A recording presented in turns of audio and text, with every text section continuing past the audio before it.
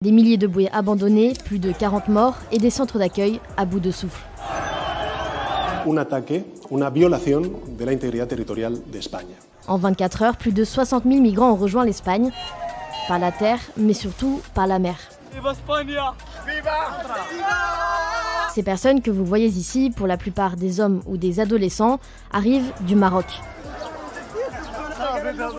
Armés de bouées et de palmes, ils viennent de nager, pour certains une dizaine de minutes, pour d'autres plusieurs heures, dans une mer où les courants peuvent être mortels. Leur objectif, atteindre les rives de Ceuta. Ceuta, c'est ce petit territoire espagnol de 19 km² situé au bord de la côte marocaine. 15 km de haute mer la séparent de l'Espagne continentale, mais la ville est un territoire rattaché à l'Union européenne. Avec sa cousine Melilla, installée 400 km à l'est, Ceuta est l'une des deux seules frontières terrestres entre l'UE et l'Afrique. Ceuta et Melilla sont pour le Maroc des moyens de pression diplomatique, puisque si les Marocains cesse de surveiller la frontière, alors la pression permanente qu'il y a sur cette frontière, elle se transfère sur la frontière espagnole. Cela en fait donc un point de tension migratoire extrêmement important. Pour des milliers de jeunes Marocains, Ceuta n'est pas une destination finale, mais un point de passage crucial. Elle représente une porte d'entrée vers l'Espagne, vers l'Union européenne, et surtout vers l'espoir d'une vie meilleure.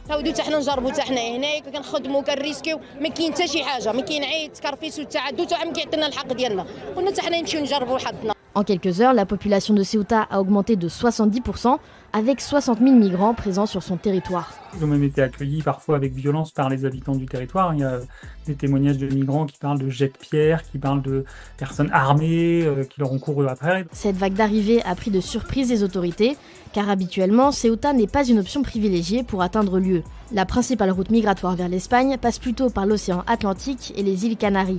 En 2026, avant le 15 juillet, le pays n'avait enregistré aucune arrivée par la mer à Ceuta, et en 2025, seules 4 personnes avaient emprunté cette route. Alors comment expliquer cet intérêt soudain ?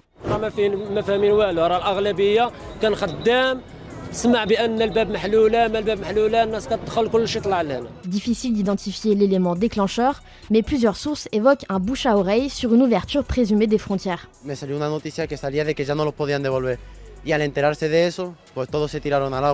Ces rumeurs se sont répandues comme une traînée de poudre sur les réseaux sociaux. Les réseaux sociaux jouent un grand rôle, ils attirent, ils véhiculent des images de réussite. C'est un moyen de contact, de communication entre trafiquants et entre candidats à la migration. Selon le gouvernement espagnol, cette nouvelle vague de passage vers Ceuta trouverait aussi son origine dans une décision rendue le 8 juillet par la Cour suprême. Le tribunal suprême, la Cour suprême a estimé que quelqu'un qui arrive par la mer, donc qui n'est jamais qu'une grande étendue liquide, qui n'a pas de frontière physique, eh bien, arriver par la mer, ce n'est pas franchir un dispositif de protection de frontières. Et donc, partant de là, il n'est pas possible de renvoyer immédiatement un migrant irrégulier du territoire par lequel il est entré. Pour Madrid, cet arrêt a été exploité par les réseaux de passeurs pour intensifier leur activité. Parece que esta lectura de la sentencia del Tribunal Supremo pues ha corrido como la pólvora durante estas últimas horas por las redes de mafia que trafican con seres humanos.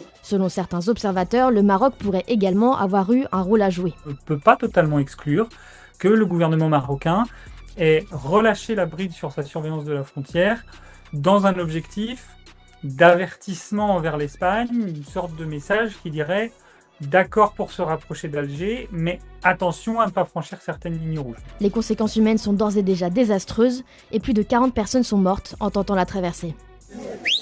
Cet afflux soudain de migrants sur le territoire est qualifié d'urgence humanitaire et sociale absolue. Selon le président de Ceuta, Juan Vivas, les centres d'accueil sont débordés et saturés et il n'y a plus de place pour personne. Il n'y a pas de place. Les gens ils sont dans la rue maintenant, dans les jardins, dans la rue, devant la mer. Face à cette crise, le Premier ministre et le ministre de l'Intérieur espagnol se sont rendus sur place vendredi 31 juillet. Debemos también lamentar el número de pérdida de vidas humanas que esta crisis también ha dejado. Cette arrivée de migrants a lieu alors que l'Espagne vient de mener un plan de régularisation massif des sans-papiers. Un dispositif visant à intégrer les travailleurs étrangers face aux besoins économiques du pays a enregistré plus d'1 million de demandes entre le 16 avril et le 30 juin dernier.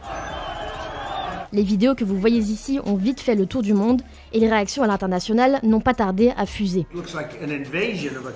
La présidente de la Commission européenne, Ursula von der Leyen, a dénoncé des images inacceptables. En France et dans le reste de l'UE, la droite et l'extrême droite sont montées au créneau. La chef du gouvernement italien, Giorgia Meloni, a dit vouloir suspendre l'Espagne de l'espace Schengen. Ce vendredi matin, Emmanuel Macron a déclaré que Paris allait renforcer le contrôle à la frontière franco-espagnole. Côté espagnol et marocain, la réponse a été rapide. Le 31 juillet, des membres des forces de sécurité marocaines ont été envoyés près de Fnidek, à la frontière hispano-marocaine. 3000 militaires espagnols ont également été déployés à Ceuta. Si l'ampleur de ces arrivées est exceptionnelle, ce n'est pas la première fois que Ceuta fait face à un afflux massif. En mai 2021, plus de 10 000 migrants avaient rejoint l'enclave en seulement 2 jours. À l'époque, le Maroc avait relâché ses contrôles frontaliers sur fond de crise diplomatique avec l'Espagne.